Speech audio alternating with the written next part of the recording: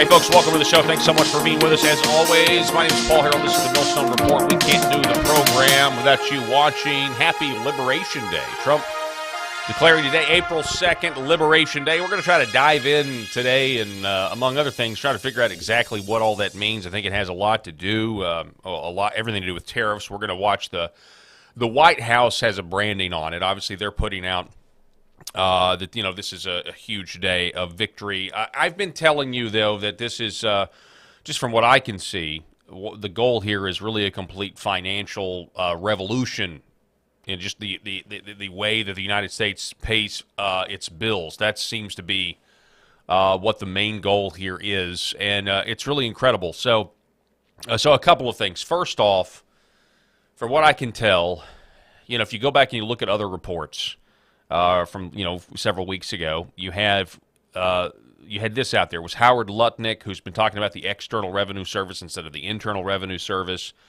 Again, trying to get all of this revenue from the rest of the rest of the globe.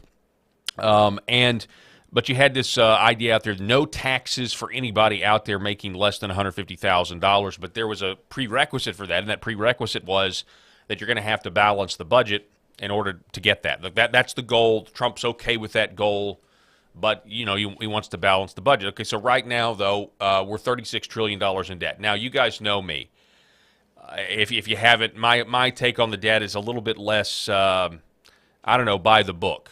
Just considering the fact that I just think the national debt is only going to matter when somebody wants it to matter, right? Like planned economic collapse just seems like that's potentially in the cards, because I remember back when, and I'm just going to preface this, and then we're going to go on treating the national debt like it is a huge problem, and no doubt that it is, but I just am skeptical. I feel like there's just something that we don't know, because when I started covering politics all the way back in 2009, when I started my first radio show, we were $10-12 trillion in debt.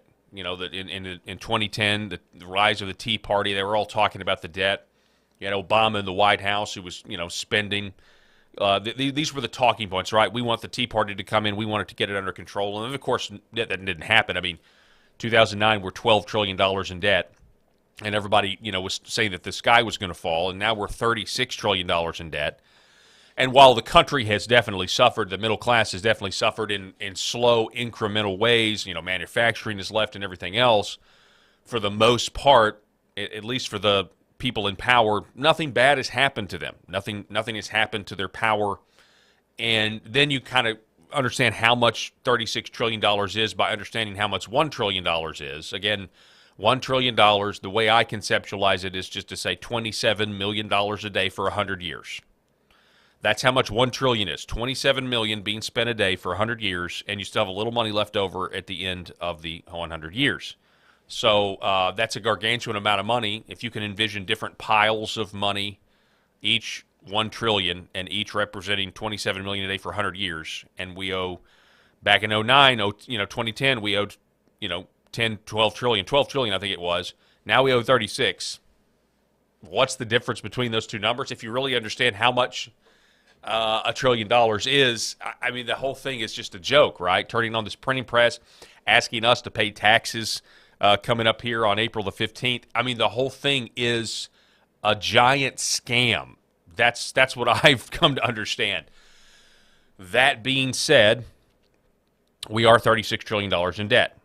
According to estimates, in 2025, we're going to spend $6 trillion this year. The government is going to spend $6 trillion this year, which is a problem because we're only projected to take in $4 trillion this year, which, you do the math, that would add another $2 trillion, bringing our $36 trillion debt up to $38 trillion.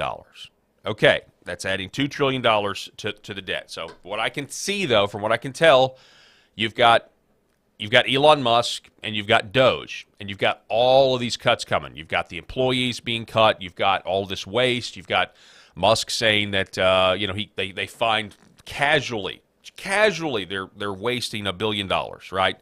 They gave a contract to a survey company they could have done for $10,000, and they spent $1 billion. So he's casually finding $1 billion in waste. The goal is to find $1 trillion in cuts. Doge is trying to, so now all of a sudden the $2 trillion deficit, yearly deficit, if you can find the $1 trillion in cuts, which I think you could find way more than that, now you're only at $1 trillion. Okay, then you have the tariffs, which is what I feel like today is all about. The tariffs, they're trying to, right now, according to what I've read, you've got, we're taking in $50 billion worth of tariffs right now. Donald Trump wants to raise that to $500 billion, okay? So that's $500 billion there. You see how you're getting close to balancing the budget all of a sudden? And so you're adding this up, and then you take into account tax policy, you take into account the idea that if you can lower taxes, if you actually do, say people making less than $150,000 pay no taxes, if you start to allow the tariffs to start to fund some of these unfunded liability programs, all of a sudden, in terms of balancing the budget, not actually paying down the debt, I'm sure there's a plan to do that, but in terms of actually balancing the budget, you can see that this is Trump's goal. This is the direction they're moving. And the tariffs, though, back to the tariffs real quick, because the revenue increases that they're hoping to get from the tariffs aren't just from these other countries. It's also from the idea, because right now we're already seeing, as we're going to see here in a minute, some countries are already saying, okay, no more tariffs, because Trump is expected to announce reciprocal tariffs later this evening at the White House after the markets close. I think about 3 or 4 o'clock, 4 o'clock Eastern, 3 o'clock Central, I think is the time he's going to have this press conference, and he's going to announce some things.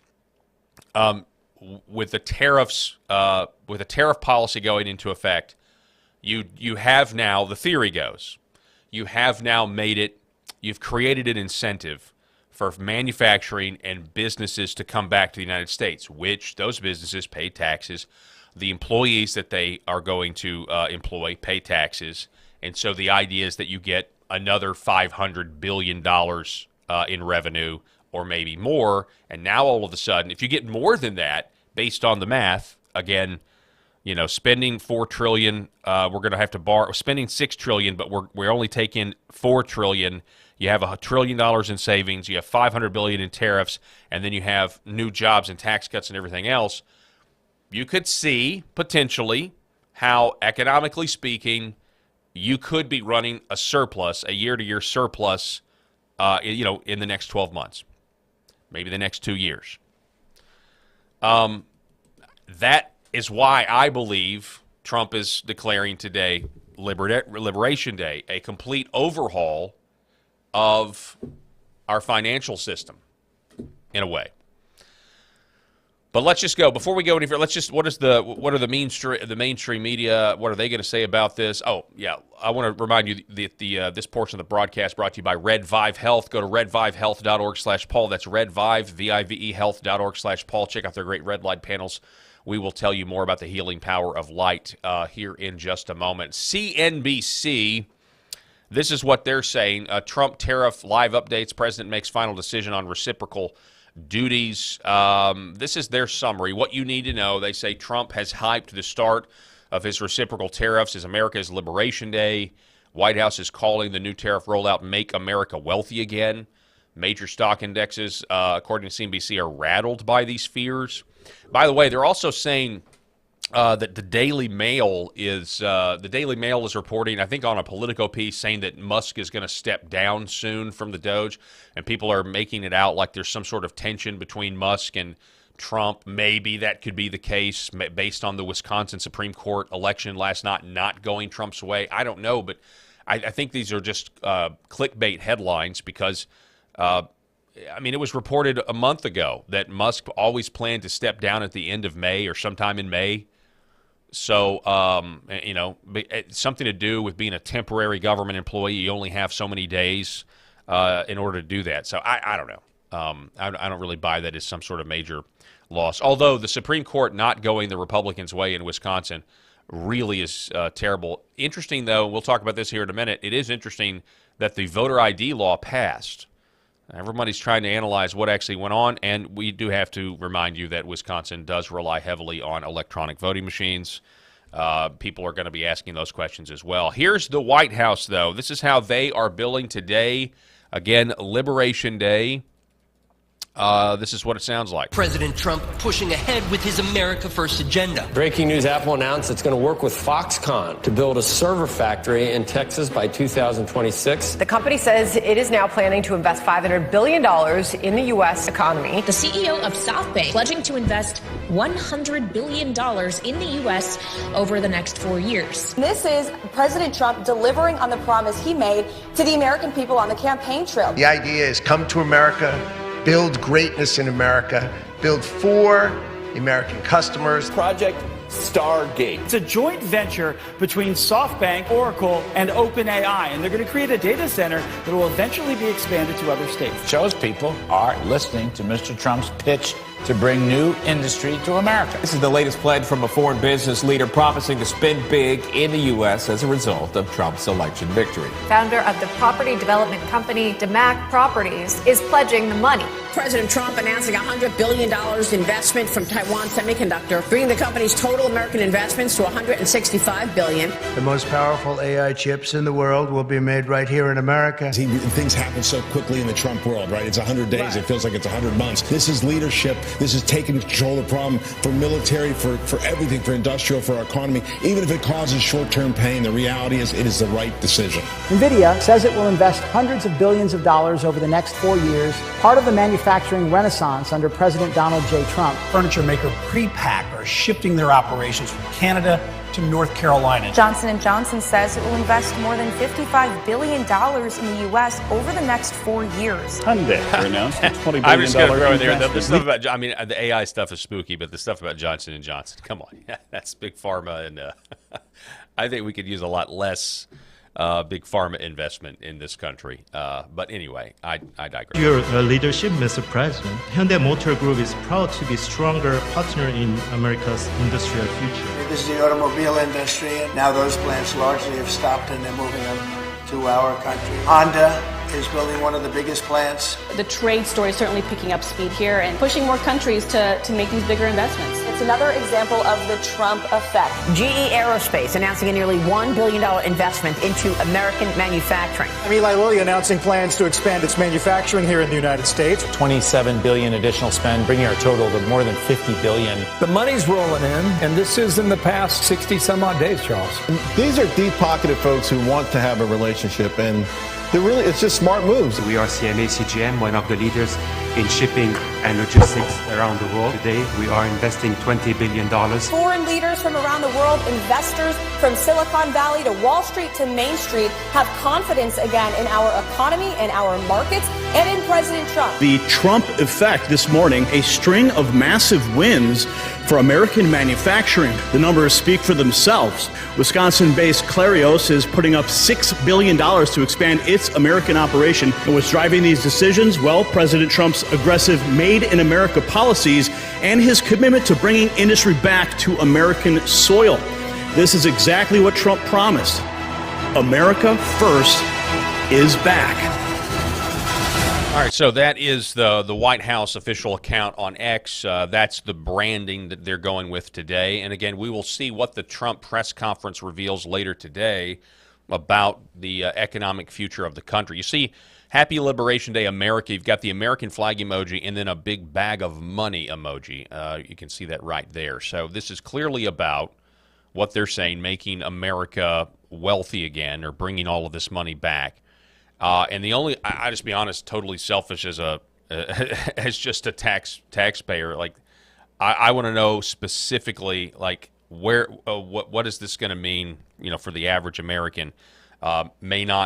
You may not see anything immediately, but I'm just thinking, I'm thinking of the IRS. Okay, I'm thinking of, like, they've been saying, like, they've been allegedly going to, let go 45,000 IRS employees. They're going to turn the IRS. This has just been what's been said, bantied about. They're going to turn the IRS into the External Revenue Service. The idea of ending the Internal Revenue Service has been floated out there. Donald Trump's even talked about it on the campaign trail. If that's where all of this is leading, I want to reiterate, if that's where all of this leads, you're talking about the biggest transfer of liberty from the government back to the people, maybe since George Washington crossed the Delaware. Just in terms of just the sheer amount of power and authority the government amasses by demanding we tell them every year how much money we owe, it's just, the whole thing is tyrannical. And then you take that with Elon Musk finding magic money machines, USAID, giving all of this money to, these Intel oligarch apparatus in the billions and billions of dollars. And, it's less than 1% of the budget, but it's just the sheer gargantuan amount of people who are just, I'll create an NGO and I'll get $500 million. It's absolutely insane, the evidence that the government hates the people, hates the American people. That's who's been in charge. And so what's the quickest way to give the American people remember the idea they were floating those Doge checks. I haven't heard much more about that. Will Trump reference the Doge checks at all, potentially, at this press conference coming up later today after the markets close? These are things I think the average American wants to know. It's all great to talk about the high finance and all of this investment coming and the tariffs and everything else, but what exactly is it going to mean for the average American in the short term? In the long term, I think, with manufacturing and everything else, it's a no-brainer that it's going to be a net positive. Now, over on Zero Hedge, they've got Tyler Durden's got this article by Emil Akan and Andrew Morin via the Epoch Times, how Trump's Liberation Day tariffs are set to reshape global trade. Companies, markets, and governments are on edge today, expecting the move to send shockwaves across the globe. Liberation Day will impact all countries, Trump told reporters over the weekend aboard Air Force One. However, some countries will be more vulnerable due to their high trade imbalances with the United States and significant trade barriers against American goods, including China, India, and the European Union, Canada, Mexico, the United Kingdom, Vietnam, Japan, and South Korea. The president will reveal details of his tariff plan at the White House Rose Garden event Wednesday afternoon after the stock markets close. Speaking to reporters from the Oval Office back on March 31st, Trump stated that his tariff rates will be lower and in certain instances substantially lower than what other countries have been charging the United States. Back on February 13th, the president unveiled the concept, describing it as a fair and reciprocal plan for trade by raising U.S. levies to match duties that other nations impose on U.S. products. Now, already you're seeing some movement with these threats. Yesterday, a lot of people were shocked to learn that Israel tariffs the United States As much money as we give Israel, people were shocked to learn that Israel was tariffing the United States. Fox News reporting that Israel yesterday announced it's canceling all tariffs on U.S. products. So ahead of this Liberation Day announcement, Israel saying we're no longer going to tariff U.S. products. Aaron McIntyre saying Americans really have no idea how badly we've been ripped off. Then we have Derek Evans reporting that India's Prime Minister Narendra Modi is now considering cutting $23 billion worth of tariffs on United States imports. News out of Vietnam. We have Vietnam saying they're going to cut all tariffs on U.S. goods, according to X Alerts. We've got India's Prime Minister considering it. Vietnam saying we're cutting all tariffs on U.S. goods ahead of this announcement. And so this is already having, massive implications. And again, I think it also comes down to what I talked about at the top of the show. $36 trillion in debt. We spend $6 trillion this year. We only take in $4 trillion. You want Doge is trying to cut $1 trillion. Trump wants to raise $500 billion in new tariffs, revenue. Then he wants to, manufacturing to come, incentive to come, jobs to come. Tax cuts are on the way. And again, this is all in an effort to get a year-to-year, not to necessarily tackle the national debt yet, but to try to run an actual surplus in America, which would be incredible. So again, it is an attempt at a financial revolution for how we structure and fund our government here in this country. And so anyway, you aim for the stars and, maybe you get to the moon. We'll see. Now, in the meantime, I mentioned Doge. Clandestine over on X reporting that massive layoffs are now beginning yesterday for the U.S. health agencies. RFK Jr. currently remaking our failed health agencies, he writes, who have proven via COVID that not only are they incompetent, but they are corrupt and abusing U.S. taxpayer dollars. You've got HHS, NIH, CDC, FDA are all being trimmed down substantially. Tens of thousands of jobs are being cut starting today as part of the Doge-inspired orders from Trump. Now, he says, clandestine, the COVID reckoning is underway. Now, this is all coming after, anyway, we'll just move on from that because this is where I really wanted to get to. This is how some of the left, William Wolf yesterday reporting on what Sam Stein reported, liberal journalist Sam Stein, absolute bloodbath at HHS, NIH, CDC this morning. Generation of scientists, healthcare officials are being wiped out. The mass culling of the labor force. So this is from a leftist website called Bulwark.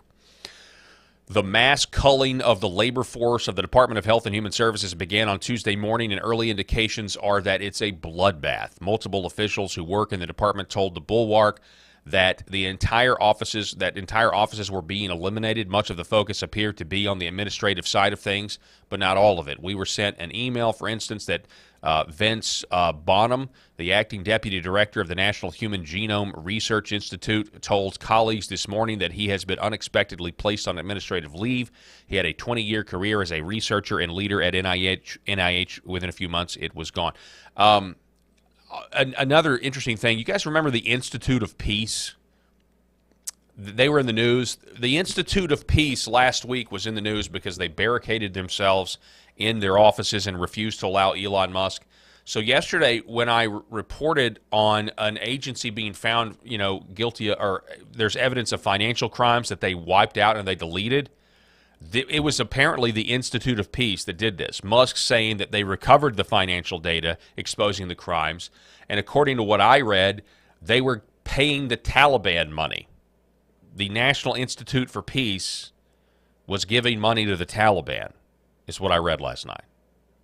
It's just incredible. No wonder they were barricading themselves in their offices and changing the locks, trying to prevent Doge from uncovering their crimes. And so in line with all of this, the firings going on at HHS, the culling at HHS, William Wolf from the Center of Baptist Leadership has this incredible video that had me rolling this morning. Yesterday, a fired federal worker accosted Senator Banks. Okay, so this is Senator Jim Banks. Okay, he's a senator from Indiana. He was getting on an elevator, and and this may be a little difficult to hear, but take a listen. Hi, I was a worker at HHS. I was fired illegally on February 14th. There are many people who are not getting social service programs, especially people with disabilities. Are you going to do anything to stop what's happening? You probably deserved it. I deserved it? You probably deserved it. I deserved it. Dude, that's wow. so rude, sad. Yeah, that's great to hear. Why did I deserve it? Because you seem like a clown. Oh my goodness. So because you seem like you probably deserved it. You probably deserve getting fired. Why? Well, because you seem like a clown. As the elevator doors close, for those of you listening to the audio-only version of the show, as the doors are closing, you probably deserved it. That's fantastic. Oh, man. Oh, by the way, I want to remind everybody, so we're going to air this on Friday, but if you want a sneak peek at it, I sat down with Jacob Holloway yesterday afternoon, and he's a Tesla owner. He owns a Tesla, and we talked about just the psychological torment of driving a Tesla, being a Tesla owner, and how, back when he first got it, conservatives would kind of scoff at it, even though he's on the right side of the political spectrum, and now he's afraid. Now there are cops in Atlanta at Tesla charging stations. There are cops keeping Tesla owners safe. A Tesla charging station used to be where you could go to probably meet liberals, and now they've been told who to hate. And now, he's got friends and family saying, hey, man, maybe you should not drive your Tesla anymore. Maybe you should get rid of it, or maybe you should just park it in a garage. This is the United States of America, and people who own Teslas are now having to drive looking over their shoulder for the next crazy leftist that may firebomb their car. Absolutely insane. So anyway, we sat down with him, and that's up on my Substack right now. It's behind a paywall, $15 a month. And you get a copy of Left Wing Will if you subscribe. It's Paul Talk Show, paultalkshow.substack.com. That's paultalkshow.substack.com. If you want to check out the hour-long interview, we had a great time just talking about the crazies of the left. It's available now if you want to do that. So anyway, so that's interesting. Yesterday, though, we had interesting results, to say the least. You had these House races in Florida that went Republican, but then you had the Supreme Court race in Wisconsin that went for the radical Democrat. Here is, over on CNN, this is how Scott Jennings put it. Yeah, I tend to agree with that, actually. There's always things to learn, and for the Republicans, it's a party of low-propensity voters now. And so did any of them actually show up in any of these races in Florida or Wisconsin, or was it largely they just kept doing what they've been doing, which is showing up for Donald Trump and nothing else? That's one thing to be studied. I do think the Republican takeaways tonight are going to be this. In Florida, Democrats burned about $20 million on 2 congressional campaigns where both Republicans look like they're going to get around 57% of the vote. Yes, not as high as what Donald Trump got, but certainly commanding victories. Democrats were down in the low 40s, Republicans again at 57%. Wisconsin, the voter ID initiative that Donald Trump was heavily involved in and heavily supported, that's a big issue for Republicans and conservatives. Last I saw it was passing at about a rate of 60-40, so they're going to like that. I agree with you that Democrats have a nice win on the Supreme Court here, called it early in the night. But for Republicans tonight, I do think a lot of people were sort of bracing for impact, that what was going to happen tonight, and what do we find out? Republicans are okay in their Florida districts, and voter ID is still a popular thing. There's a bunch of people that voted for a liberal Supreme Court justice and turned around and voted voter ID tonight in Wisconsin, which shows you the popularity of that issue. So that raises an interesting question. The idea that you would vote for this liberal Supreme Court justice, but then you would turn around and vote for voter ID. By the way, a voter ID constitutional amendment that now this liberal Supreme Court justice in Wisconsin, I'm sure, will love to get a case to overturn the constitutional amendment is somehow unconstitutional. But it does raise interesting questions, like how does that happen exactly? Derek Evans, serious questions. If Democrats hold a 37% approval rating in Wisconsin and the same voters passed a constitutional amendment to require voter ID, how then did a Democrat who opposes voter ID secure a seat on the Wisconsin Supreme Court? These are good questions people are asking. And I would like to know, I'll tell you what I would like to know. In light of the groundbreaking treasonous evidence that Elon Musk uncovered at that Wisconsin rally, that there was a systemic process to allow illegal immigrants to cross our border, to release them on their own recognizance, to never ever come back to court, even though they said they would come back. Then they would apply for work permits. Once they would apply for the worker permit, They were automatically given a Social Security number, automatically enrolled for max benefits, automatically put on Medicaid, automatically put on the IRS refund schedule with no income, and they were also registered to vote. And then they did a sample, and they found out, yes, some of these illegal aliens also voted. I just would love to know a breakdown of Wisconsin last night. I wonder if you'll even get that. Also, now, I mean, honestly, Pam Bondi, the Attorney General, says she has some sort of election integrity unit. I believe she's formed some election integrity segment of the Department of Justice. I think they should look into. I just think they should give it a look. Are they going to? I won't hold my breath. I won't hold my breath. DC Drano has an interesting take on this about how this would happen. So maybe it's as simple as abortion. He writes, I was confused as everyone else about Wisconsin's election results. How could they overwhelmingly approve voter ID, but then pick a liberal justice? He says it all comes down to one thing, abortion. Independents still want abortion access. We have to unravel decades of liberal indoctrination telling them it's a good thing to terminate your baby. This potentially is a legitimate reason as to why you had these conflicting results with a liberal justice getting it, but then they voted for the voter ID laws. It could have been the independents, which, according to the results, did swing towards the Democrats. And this would go, this would be a reoccurring trend. That you go back to the 2024 election and you had the Republican head saying we have to moderate on our stance on abortion. We have to take it out of the platform because we're never gonna win another national election again. And again, what does that say about us as a country? It says that we are still a very murderous country, and the blood of innocents cries out from the ground. And you really can't get around that. I mean, as much as we're talking about potential economic success for this country, I really don't care about economic success if we have to murder babies to win elections. We have to allow the pink-haired, purple-haired people in blue states to murder their babies to win elections so that we can put in the sound economic policies. If this is true, which I suspect it is, it does go to show that we still have sections of the country that are morally bankrupt and are calling good things evil and evil things good.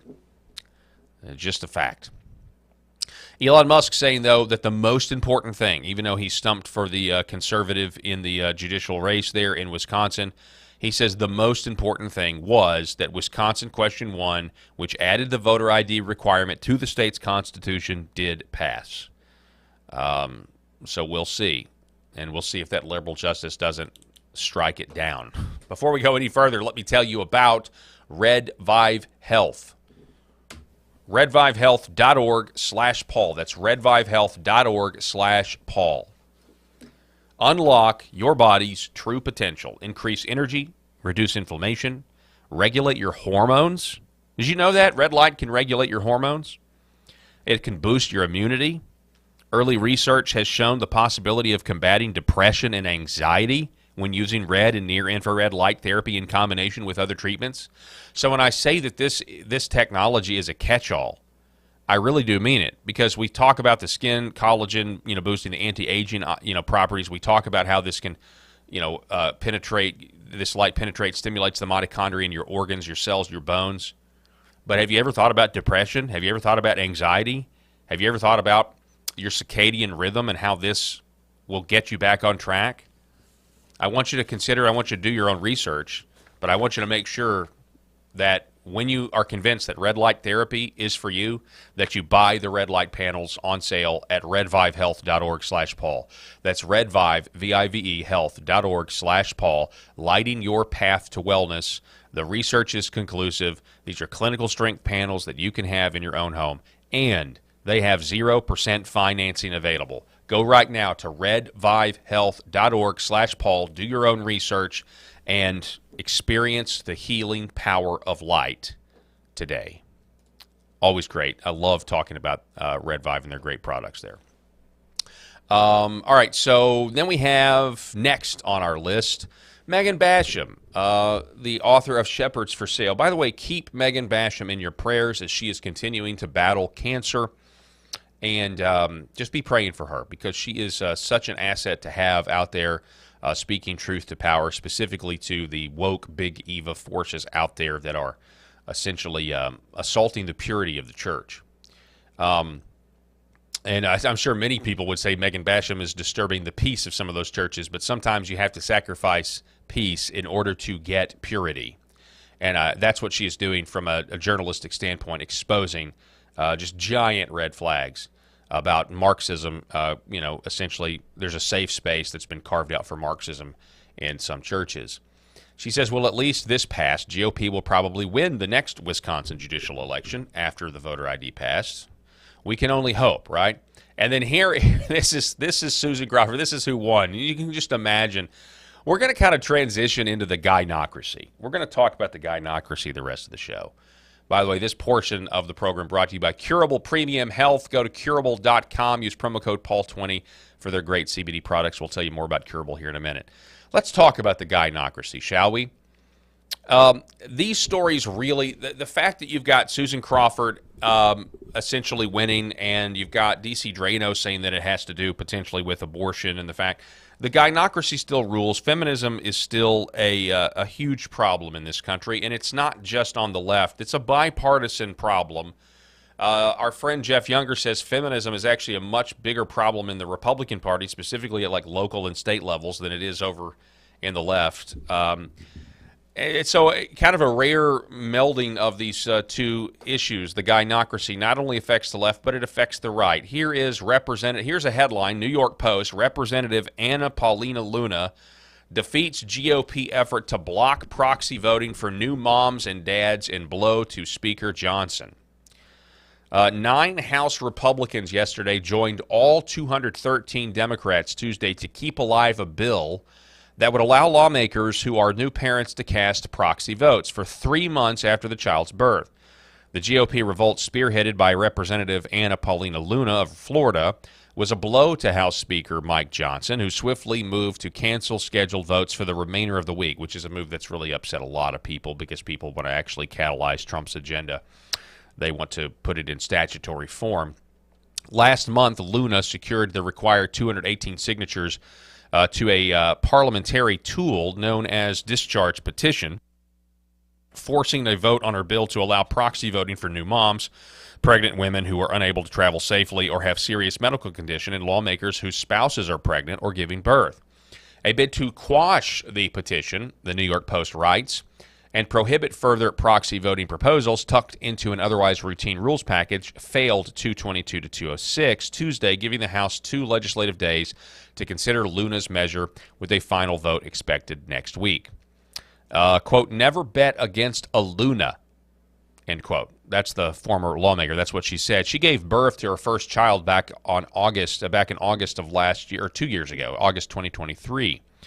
Tuesday's vote came one day after Luna left the hard-right House Freedom Caucus, saying they had blackmailed Johnson into trying to kill her petition. Democrats rallied around Luna's measure, with Representative Brittany Peterson, a Democrat of Colorado, addressing the House with her crying 2-month-old Samuel in her arms. Quote, when I was pregnant, I couldn't fly towards the end of my due date because it was unsafe for Sam and you're unable to board a plane, and I was unable to have my vote represented here and my constituents' vote represented. It's unfathomable, she said, that in 2025 we have not modernized Congress. So many people see that the idea of proxy voting would be a Pandora's box. I would tend to agree with that. But again, another issue arises, and here's some takes on this. Laura Loomer, this is her take. Wait, so we just fired federal employees for not showing up to work, but we want to make exceptions for members of Congress who want to get pregnant while in office so they don't have to do their job and work from home. I don't support the idea of members of Congress getting pregnant and taking time off when they're supposed to be voting. Just seems hypocritical. So that's one woman, Laura Loomer. Then you have another woman, Shipwreck, says defund Congress.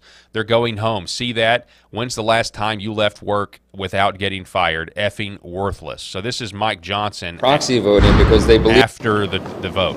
Well, it's a very disappointing result on the floor there. A handful of Republicans joined with all the Democrats to take down a rule. That's rarely done. It's very unfortunate in this case. 96% of House Republicans voted against proxy voting because they believe it's unconstitutional and they agree that it would open a Pandora's box. And so that's what we just saw. Let me just make this clear. That rule being brought down means that we can't have any further action on the floor this week. That means we will not be voting on the SAVE Act for election integrity. We will not be voting on the rogue judges who are attacking President Trump's agenda. We will not be taking down these terrible Biden policies with the CRA votes. All that was just wiped off the table. It's very unfortunate. We'll regroup and come back and all right. So he seems to say that it's that he's got no choice because now they've got 2 days to consider it. But Marjorie Taylor Greene was not a fan, writing on X, "I can't believe that Congress was hijacked this week over Luna's resolution to allow members to skip work and vote from home. As a mom, I know all about seasons of life. If you aren't capable of doing the job your constituents sent you to do, then you should step aside and let someone else do it. We have critical bills to pass to prevent illegals from voting and to stop judges from vetoing President Trump's agenda. It's a shame that selfish politicians are putting themselves before the American people." Here's what Marjorie Taylor Greene said. What we just voted on, this rule, Luna's bill, is extremely unfortunate. You know, being in Congress is a privilege. You don't have to be here. And there's plenty of people in her district that could serve in Congress if she chose time to be home and be a mother. I'm very much against the bill that she's trying to force to the floor and the way she's going about it, and I think it's wrong. All right, so you've got some women here saying, hey, if you want to be a mom, then you shouldn't be in Congress. This is the Democrat that took to the floor in support of the rule change with her. There's something sad about this to me. This is not, it's outrageous, really. This goes against our 20th century, 21st century sensibilities when it comes to feminism and the gynocracy. But honestly, she should be at home raising her child. That's my take as a man. Am I supposed to? I'm not allowed to have that opinion these days. Smash Bales writing, "This woman should be at home caring for her child." That's what I believe as well. And so it really strikes to me the bigger issue here is, traditional roles and what's good for society. And if you really think about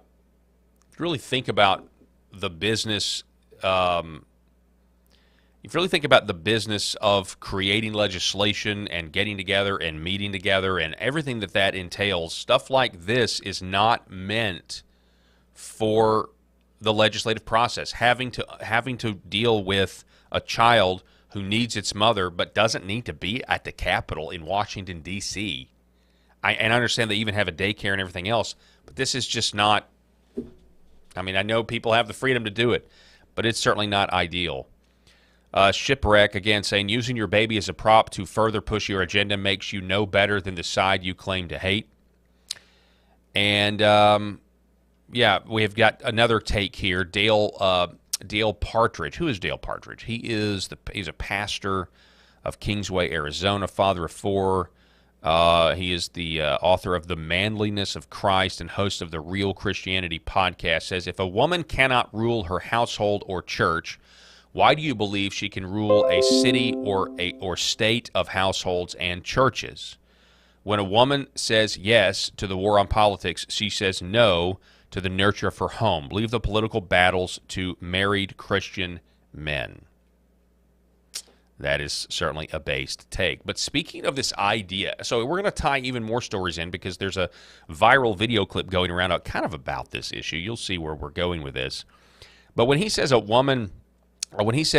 a woman cannot rule her household or church, why do you believe she can rule a city or state? Here is a viral video by I'm not really sure who this is. It's posted by someone named Candace Horbox. And they post this TikTok video of this woman complaining about her husband. And Jeff Younger takes issue with it. She says this woman actually works. Let me just play the video for you first, and then we'll go from there. I've been with my husband for almost 20 years, but about 3 years ago, I was strongly considering divorce, and I want to talk to you about why. So I'm going to tell you the story of the day where I thought to myself, maybe I don't want to do this anymore.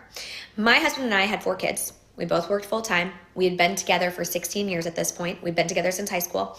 And on paper, I have an amazing husband. He is incredibly supportive. He's kind. He's loyal. There's going to be a He's button great here. dad. He's very hands-on. He's an active participant. He's always present. Like, on paper, what else could I ask for? But in reality... So to recap, they've been married for 16 years. They have 4 kids. Things are going good. They're both employed, which both working full-time, which Jeff Younger says that she works from home and has a nanny. And her husband is a lineman. Her husband is a lineman. Her husband is doing really good. I mean, that's a great job to have, and it's also such a necessary job to have, to be a lineman, specifically when people are facing, power outages and stuff after tornadoes. By the way, the entire South is under threat today for storms. I've got to just if you're in the South, have a safety plan. Watch the weather. If you don't know, tornado outbreaks are likely all through the night. I know in my area, we're under basically a threat of tornadoes popping up from 5 o'clock to like midnight tonight. So pray for the South.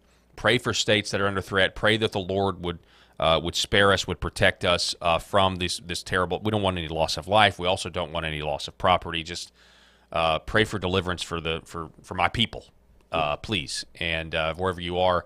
And also, if you're in those areas, make sure that you know what you're doing. Make sure that you're watching the weather. Make sure that you have a plan to take cover if a tornado's on the ground headed your way. So please say a prayer for all of us.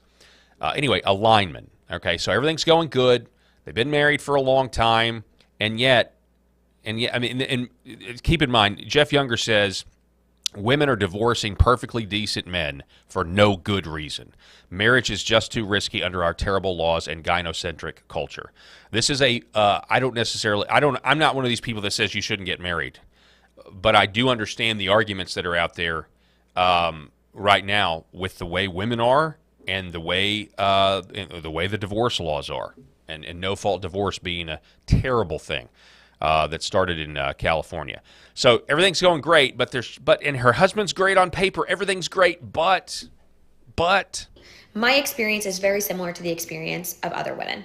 I had this amazing husband who on paper was great, but I was incredibly frustrated and burnt out from our marriage and from motherhood. Because what happens to so many of us is that we marry these amazing men and we have amazing relationships, and then we have kids. And when we have kids, women tend to carry a disproportionate amount of the work in the home, the work of raising kids, and the mental load. And that is exactly what happened to us. I suspect she'd actually be a lot happier in Congress. About 3 months after my 4th baby was born, I'm joking. I remember looking at my husband and saying, I need more. I need you to do more. I am exhausted. I am in charge of everyone and everything in this house. Every night, when we cook dinner, you ask me what to make. Every day, when you drop off the kids at daycare, you ask me what they need in their backpacks. I am the project manager of this home, and I need you to do more. And he looked at me and he said, okay, just tell me what to do. Right? Every woman has heard this. Just tell me what to do and I'll do it.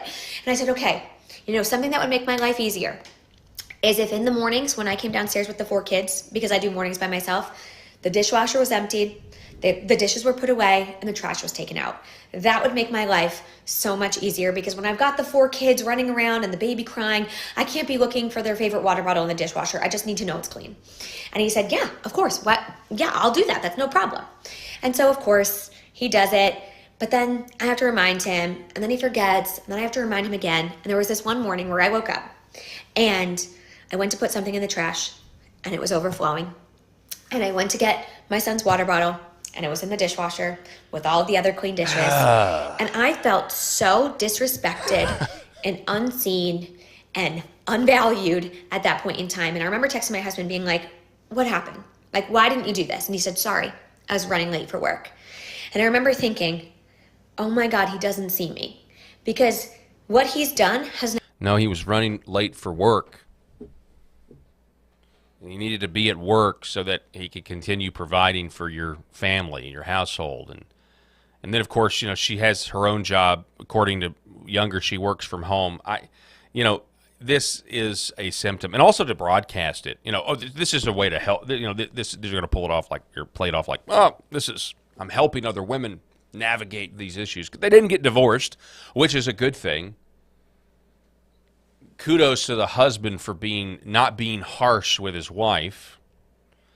But I feel like stuff like this is just a product of our gynocentric. I mean, what she's describing here, it really just kind of shows you the weakness of women from what their traditional roles, what's just understood to be traditional roles now. And maybe it is the full-time job that she has, even though she works from home and has a nanny, according to Jeff Younger.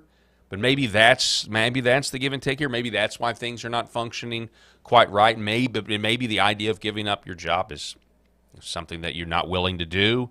There's a lot of things here. But I just remember, I don't know, I mean, I remember my grandparents and I remember my grandmother specifically. She would have never said anything like this ever in a million years. Never, ever. And so the gynocracy is real, and it affects not only, and so because it's affecting the family this way, that's why it's also affecting society this way, because really everything all starts in the family unit, and then it goes out from there. And, from everything from, hey, don't open the door for women anymore, they're independent, to, stuff like this. I'm not going to spend any more time on it. It goes on for a while, but it is going viral. And it is, well, you know what? It's actually a perfect segue into my favorite segment. You guys know what it is. And let us confess our faith today in the words of the Sparkle Creed. I believe in the non-binary God. And now it's time for I'm Already Against Women Clergy. You don't have to convince me. Yeah, so today, or I guess yesterday, or sometime this week, it was National Trans Day of Visibility or Remembrance, and so you have, quote, churches.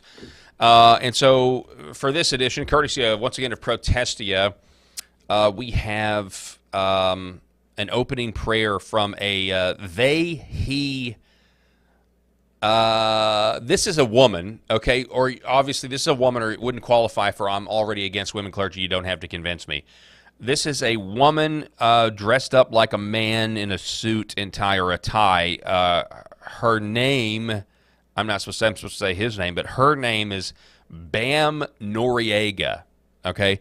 So this is Bam Noriega talking about the church, quote, "Church, let's breathe in the beauty of our diversity." Listen. We give thanks to God for bringing us together on this day, a day that is set apart from all other days, Transgender Day of Visibility. Bam! To not only worship and praise you, God, but to also continue practicing God's radical love and inclusivity. Church, let's breathe in the beauty of our diversity created by God. Breathe out the societal limits placed on gender. Breathe in trans women, trans men, non-binary people, all created in God's image. Breathe out binary genders. Breathe in God's inclusive love and light. Breathe out the darkness created by humans. Amen. All right, that was the opening prayer for a service. It's not really a church service, obviously. It's just more like a pro-LGBTQ RSTLNE, would you like to buy a vowel, affinity group, having a meeting to boost morale in their woke sex religion. But yeah, Bam Noriega, with they, he pronouns. It's all, what else? I don't know what else to say, but I'm already against women clergy. This has been I'm Already Against Women Clergy. You don't have to convince me. All right, so next up we have this. Interestingly enough, in Colorado, they are ramming through a take your kids away and force your speech bill tomorrow. This is according to somebody named Aaron for Parental Rights. There's a bill in Colorado. When was this posted here? This was back on March 31st. So this is a little bit of old news. But a bill defining misgendering a child as a child abuse. Oh, that is so interesting because the whole trans movement is about abusing children, so now they're projecting. Protect any parent who would bring a child to California for mutilation, meaning it'd be a childhood mutilation sanctuary state. force all schools to comply with transitioning children, even explicitly attacking charter schools and eliminating any gendered dress codes from private schools. It would define misgendering and dead naming as discrimination for all Colorado businesses, really, essentially all citizens. Yeah, so it would try to compel speech. Absolute nuts, really. Totally crazy. But William Wolf reminding us in Woke Preacher Clips, reminding us back on April 1st that Phil Vischer, the guy, the co-creator of VeggieTales, talked about this. This was several months ago. He writes, Phil Vischer, someone tweeted at me, "What are you going to say when conservative Christians start losing their children?" And so this was this was last year sometime. Phil Vischer kind of dismisses the idea that the left's coming for our children. Do we combat the enabling lies of, America is at stake, the church is at stake, our children are at stake? Someone just tweeted me after one of my tweets yesterday and said, well, what are you going to say when conservative Christians start losing their children? And I just replied to him and said, to what? Rock and roll? I mean, what's the thing that's going to come and take our children? And he never, help me out here, fella. I don't. Yeah, it's to me, it's, is it willful ignorance or are you just a bad actor, Phil Vischer? Which is it? He definitely falls into the woke category of Christian these days. But here it is. This is it. This is it. This is the answer, Phil Vischer. William Wolf reminding us, why don't you care about children and parental rights? This is the answer to your question. This is what people mean. What are you going to do? And it causes them just basically, it causes them to short circuit, I would imagine, because they're in the camp that wants Christians to not organize politically. They're in the camp that wants Christians to just sit down their hands and not actually speak out against what's going on and how radical everything is. The last thing I will say is this, our last story. Do we have time? We got a little time here. Florida is banning weather modification, cloud seeding, geoengineering. MJ Truth Ultra saying that Florida makes history banning weather modification on the state, passing HB 477 with a unanimous 17-0 vote. This sounds like it's just in the committee process. The bill bans the injection, release, and dispersion by any means of chemical compound, a substance, or an apparatus into the atmosphere within the borders of the state for the express purpose of affecting the temperature, the weather, or the intensity of sunlight.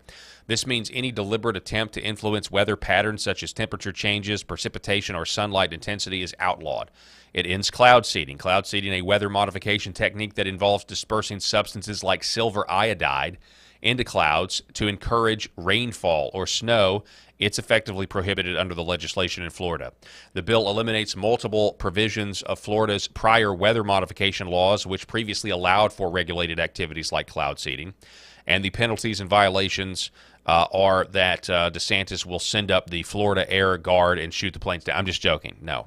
The violators faced increased civil penalties with fines up to $10,000 per offense, signaling a strong deterrent against any weather-related experimentation or intervention. This is what it sounded like. I guess somebody testifying for this bill. Listen. I'm not here to make you believe contrails exist, which are scientifically proven that they exist. I'm not here to make you believe that chemtrails are real. I think the individual who actually owns the industry that says he cloud seeds kind of indicated that those things are real, not necessarily things that he does. And I'm not here to make you believe or make you find it truthful that cloud seeding exists, even though the guy who gets paid to do that does it. I'm here to tell you that I'm against heavy metals being sprayed over our state on every level. It doesn't matter how it's done, whether it's through aerosol spray, through organizations that are hired to do this. I think those heavy metals we know scientifically cause major health issues for every single human being that exists on planet Earth.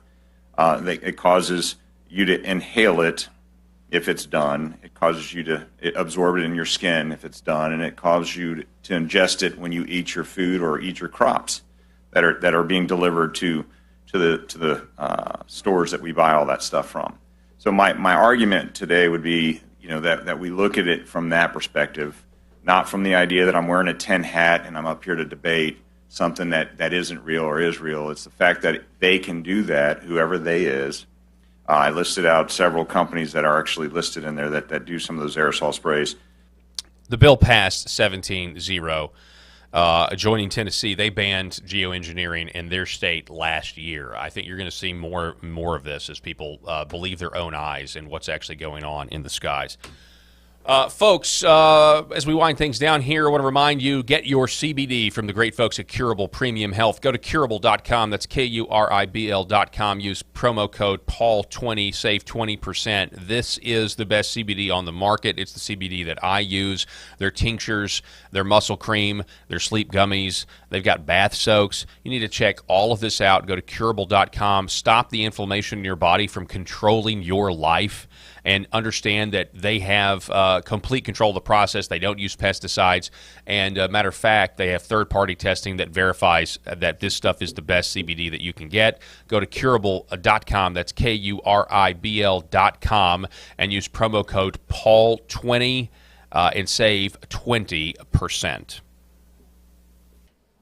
I hear every day about the products you all wish MyPillow carried. Well, guess what? We probably do. Slippers, bathrobes, pet beds, blankets, mattresses, sleepwear, loungewear, duvets, comforters, pot holders, aprons, oven mitts, and so much more. And they're all on sale. For example, get our best-selling standard MyPillows for only $14.98. Body pillows, $29.98. 6-piece bath towels or kitchen towel sets, just $29.98. Multi-use MyPillow 2.0s with pillowcase, $9.98. Save $40 on our Spring Percale and Giza Dream bedsheet sets. Any size, any color, and so much more. So go to MyPillow.com or call the number on your screen. Use your promo code to save up to 80% on all MyPillow products. And I've never done this before. When you spend $100 or more, you're going to get 2 standard MyPillows absolutely free. Folks, I got to go. I'm over my time. God bless everybody out there. Remember, pray for those facing tornadoes tonight. We'll see you tomorrow.